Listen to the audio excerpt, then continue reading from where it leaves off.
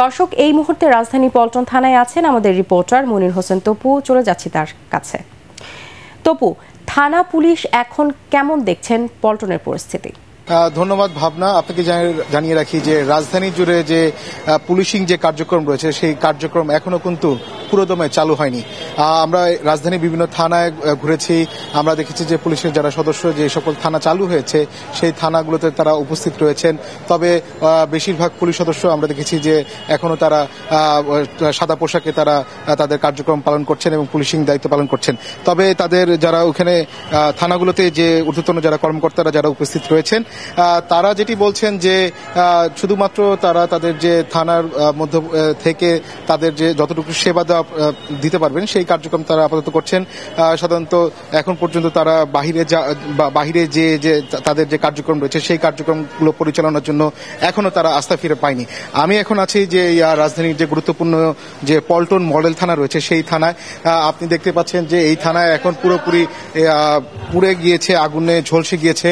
এই থানায় কোনোভাবে কার্যক্রম পরিচালনা করার মতন কোনো এখন পর্যন্ত কোনো ধরনের ব্যবস্থা হয়নি।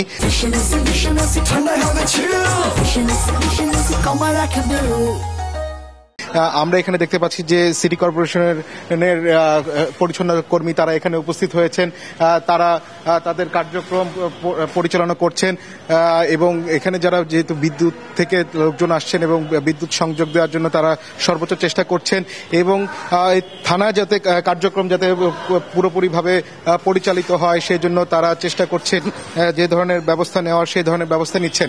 আর রাজধানীর যদি পুরো খবর যদি আমি একটু জানাতে চাই, মেট্রোপলিটনের যে 110টি থানা রয়েছে সেই থানার মধ্যে আমাদের পুলিশ সদর দপ্তর থেকে জানানো হয়েছে যে এখন পর্যন্ত 70টি থানা তাদের কার্যক্রম চালু করেছেন। তবে পুলিশিং এর যে পুরো কার্যক্রম রয়েছে সেই কার্যক্রম কিন্তু এখনো সুষ্ঠুভাবে পরিচালনা করতে পারছেন না।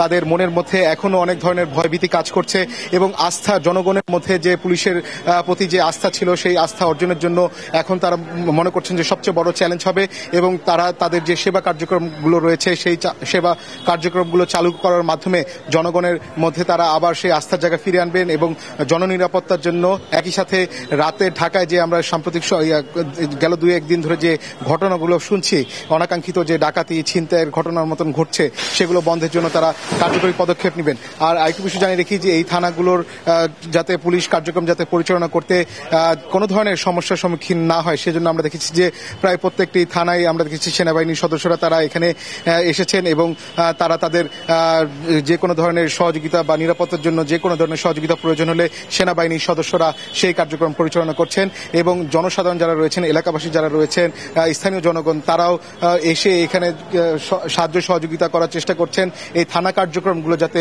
পুনরায় চালু হয় এবং মানুষের নিরাপত্তার জন্য যাতে তারা আবার পুনরায় কাজ করতে পারে পুলিশ।